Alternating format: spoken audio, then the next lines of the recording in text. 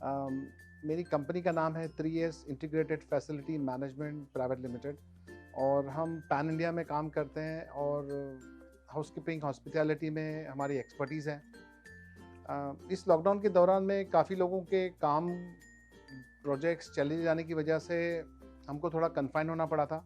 लेकिन उसके बावजूद हमने सोचा कि अगर जब लोगों को काम नहीं मिल सकता है प्रोजेक्ट्स की वजह से, तो हमने सोचा कि कुछ ह्यूमैनिटी ग्राउंड्स पे हम कुछ लोगों के लिए और कुछ कर सकें, तो हम आगे आए करने के लिए।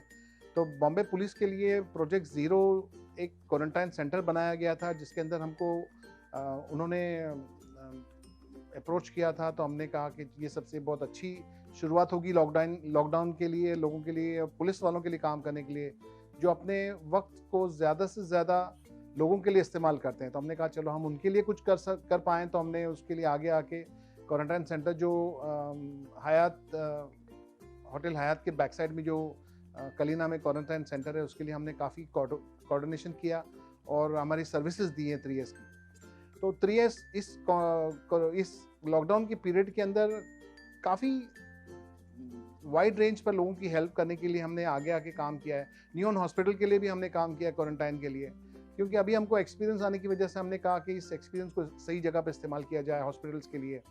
इसके अलावा धारावी में हमने लोगों के लिए जो फूड सर्विसेज करने थे, जो हमने हिंद फाउंडेशन और 3S जो CSR उसके पार्टनर्स हैं 3SI के, तो हमने कहा कि उसके साथ उसके ज़रिए हमने लोगों को खाना वगैरह सप्लाई की, उनको जो राशन वगैरह था वो सप्लाई किया। तो हम काफ़ी लोगों के घर जा जाकर, जैसे खार-डांडा हो गया, मलाड हो गया, बोरीवली हो गई, ऐसे काफ़ी जगहों पे जाके जहाँ पे लोगों को खाना मिलना बहुत दुश्वार हो गया था। तो हमने इस लॉकडाउन के पीरियड में काफ़ी मेहनत से हमारी टीम ने हमने दीपेश सावंत जो है वो हमारे कोऑर्डिनेटर हैं इस चीज़ के लिए, भोसले साहब हैं, इन सब ने मिल के काफ़ी लॉकडाउन में लोगों की हेल्प की है और इसमें हमें बहुत ही ज़्यादा खुशी भी मिल रही थी कि हम किसी के लिए कुछ इस लॉकडाउन में काम कर सकें। जी, पैन इंडिया में 3S इंटीग्रेटेड फैसिलिटी जो हमारी कंपनी है, उसके लिए हमने इस बार लॉकडाउन में, जो आम तौर पे ऐसा हो गया कि काफ़ी लोगों के जॉब चले गए, उनके सैलरी ना मिलने की वजूहत थी, उनके पास खाने के और फैमिली के चलाने की काफ़ी दुश्वारियाँ होती थी। हमने सोचा कि जो ये कॉमनली प्रॉब्लम्स हैं, इसको सॉल्व करने के लिए हमने पहल की है। हमने हमारे स्टाफ को, हमारे वर्करों को जॉब पे रखा। अगर किसी को घर पे रहने के लिए कहा है क्वारंटाइन की वजह से या किसी और तकलीफ थी एरिया की वजह से, तो जो रेड जोन थे, तो हमने उनको सैलरी दी है। उनके घर वालों के लिए हमने अनाज पहुंचाया पैन इंडिया में। हमने सिर्फ बॉम्बे की बात नहीं कर रहे हैं, पैन इंडिया में हमने बैंगलोर, दिल्ली, इस जगह लोगों को भेज के ऐसी जगहों पे हमने लोगों को खाना पहुंचाया जहाँ पे जाना बहुत दुश्वार था। इसके बावजूद भी हमारी टीम इतनी तैनात थी काम करने के लिए और जद्दोजहद करने के लिए इतनी तैयार थी। इस लॉकडाउन के माहौल में जो कोरोना का सिचुएशन चल रहा था, लोगों की दहशत इतनी ज़्यादा हो गई थी कि कोरोना बीमारी से लोग कम मर रहे थे और दहशत की वजह से ज़्यादा मर रहे थे। तो हमने सोचा कि लोगों को एक साहस दिलाया जाए, इस दहशत को कम किया जाए, ताकि जो बीमारी है उसको टैकल किया जा सके। इस पर भी हमने काफ़ी काम किया है, लोगों के घर जाके लोगों को। इनफैक्ट हमारे जो वेंडर्स हैं, जो हॉस्पिटैलिटी की सर्विसेज़ हमसे लेते हैं, उस उन लोगों को भी हमने कई जगहों पे जाके एजुकेट किया है कि अब आपको अगर हमारी सर्विसेज नहीं पसंद है तो कोई प्रॉब्लम नहीं है। हम आपके लिए फ्री में उस चीज़ को मेंटेन करना चाहते हैं, ताकि जब आप शुरू करोगे तो आपको दिक्कत ना आ जाए। क्योंकि हमको ये पता था कि आज नहीं तो कल जो लोग हमारे पास काम करते हैं, उनको हमको जॉब देना बहुत ज़रूरी है। क्योंकि यही एक ऐसी चीज़ होती है कि अगर हमने एक एक एम्प्लॉय को काम दिया, तो हम समझते हैं कि उसके साथ में उसकी 4 मेंबर्स फैमिली के भी पलते हैं और उसके अलावा वो जो डे टू डे खर्च होते हैं, उसको भी वो अपनी सैलरी से इस्तेमाल करके काफ़ी काम होता है। तो मेरे ख्याल में अगर हमारे पास 4-5 हज़ार लोग काम करते हैं हमारी कंपनी में, तो हम समझते हैं कि कम से कम 20-25 हज़ार लोगों को इससे फ़ायदा पहुँचता है।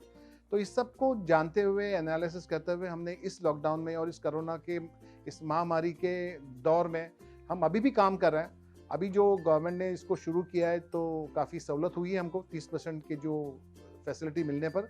लेकिन उसके बावजूद भी हम इस पर अभी भी तैनात हैं और आखिरी वक्त तक हम साथ देंगे। जी, दादा साहब फाल्के के जो टेक्नीशियंस हैं, आपको पता है कि ये एक डेली वर्कर्स हैं जो डेली वेजेस पे काम करते हैं और लॉकडाउन होने की वजह से सडनली उनके पास काम बंद हो गया।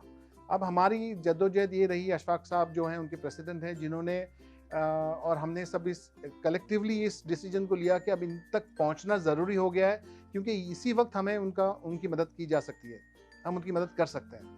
तो हमने उन लोगों को पहुँच के हमारे पास जो डेटाबेस था उससे निकाल के हमने उन लोगों के साथ में एड्रेसेस पे उनके हमने जाके खाना वगैरह पहुँचाया, उनको हमने फाइनेंशियली भी हेल्प की है जहाँ पे ज़रूरत पड़ी, मेडिकल सपोर्ट जहाँ पे लगा हमने उनको मेडिकल सपोर्ट भी किया है।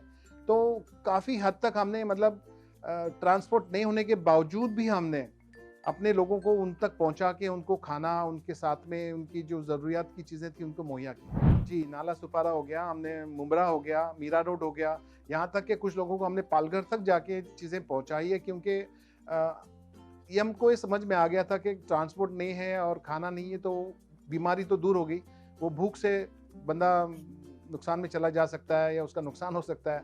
तो इसको मद्देनज़र रखते हुए, इसको सोचते हुए हमने सोचा कि नहीं हमको जहाँ तक पॉसिबल हो सके एंड तक हम जाएँ और इसको अंजाम दें। और हमारे लिए एक एडवांटेज बात ये थी कि हम पुलिस के क्वारंटाइन के लिए जब काम करते थे तो हमारे पास एक पास था, जिसकी वजह से हम बॉम्बे में किसी भी जगह पे जा सकते थे। इस वजह से हम वहाँ तक पहुँच सके।